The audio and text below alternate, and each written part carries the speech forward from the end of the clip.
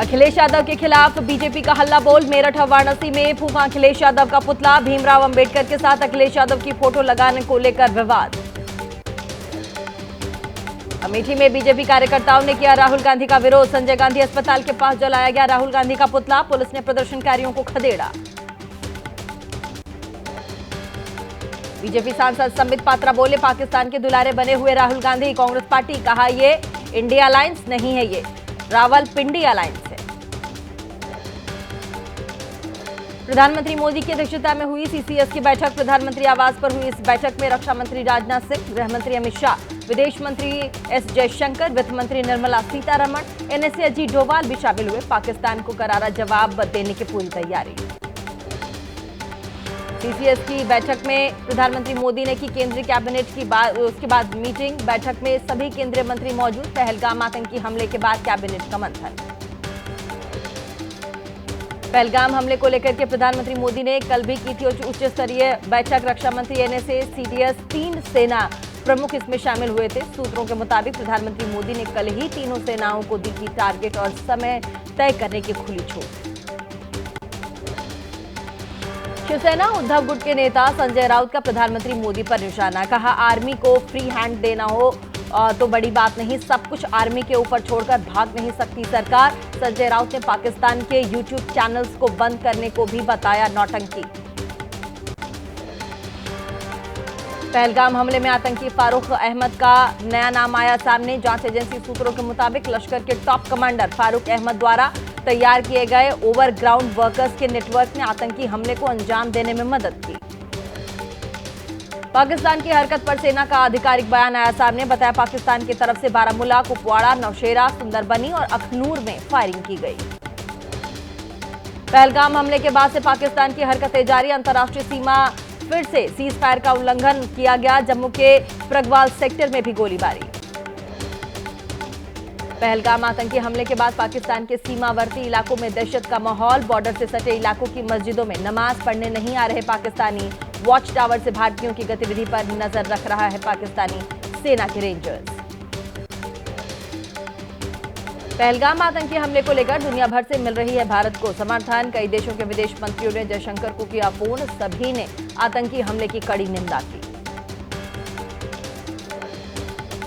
पहलगाम हमले को यूएन महासचिव ने विदेश मंत्री जयशंकर को फोन किया। साफ शब्दों में की पहलगाम आतंकी हमले की निंदा। कहा, जवाबदेही के महत्व पर सहमत।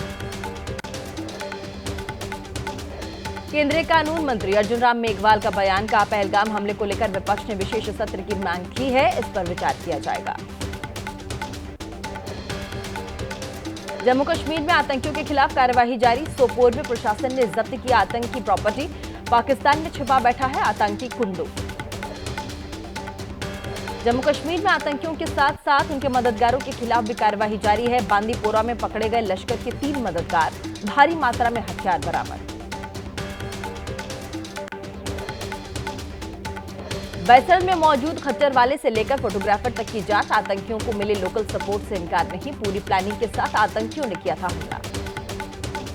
यूपी के अलग अलग जिलों में लॉन्ग टर्म वीजा पर रह रहे पाकिस्तानी नागरिकों का ब्यौरा जुटा रही है एजेंसियां। जिनकी वीजा अवधि पूरी हो चुकी है, उन्हें वापस भेजने की तैयारी में जुटे अधिकारी।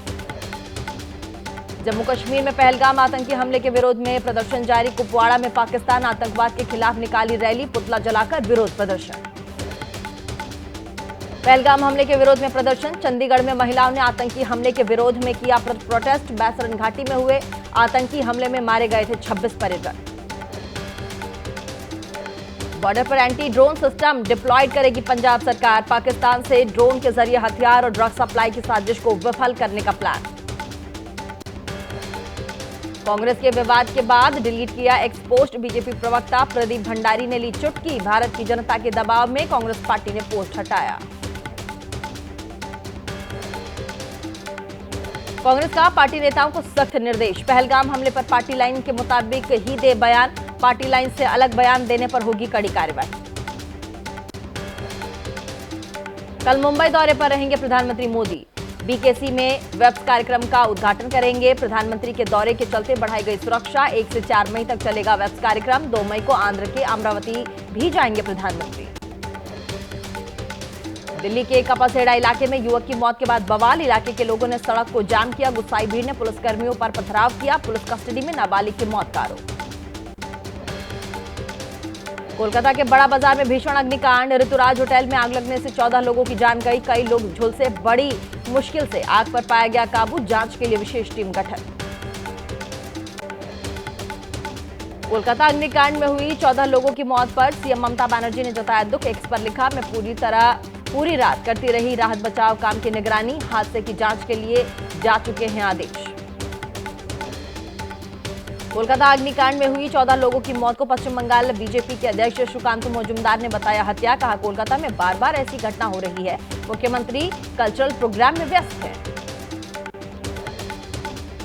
आंध्र प्रदेश के विशाखापट्टनम में लक्ष्मी नरसिम्हा स्वामी मंदिर की दीवार गिरी। हादसे में 8 श्रद्धालुओं की मौत की खबर। रेस्क्यू के लिए मौके पर पहुंची एनडीआरएफ और एसडीआरएफ की टीम। प्रधानमंत्री मोदी ने हादसे पर दुख जताया। मृतकों के परिवार को 2-2 लाख रुपए मुआवजे का भी ऐलान है। गुरुग्राम के सेक्टर 102 में झुग्गी झोपड़ी वाले इलाके में लगी भीषण आग। जलकर खाक हुई 14 झुग्गियां। कबाड़ की दुकान। फायर ब्रिगेड की टीम ने बड़ी मशक्कत से आग पर पाया काबू। गोरखपुर में मुख्यमंत्री योगी ने लगाया जनता दरबार। आम लोगों की समस्याएं सुनकर अधिकारियों को दिए समाधान के निर्देश। बड़ी संख्या में जनता दरबार में पहुंचे लोग। प्रयागराज में अक्षय तृतीया पर उमड़ी भक्तों की भारी भीड़। सुबह 4 बजे से श्रद्धालुओं का स्नान जारी। गंगा यमुना सरस्वती के संगम पर लाखों श्रद्धालु लगा रहे आस्था की डुबकी। अक्षय तृतीया पर मथुरा के मंदिरों में भी उमड़ा भक्तों का जनसैलाब। बांके बिहारी मंदिर में दिखी भक्तों की भारी भीड़। अक्षय तृतीया पर होते बांके बिहारी के चरणों के दर्शन।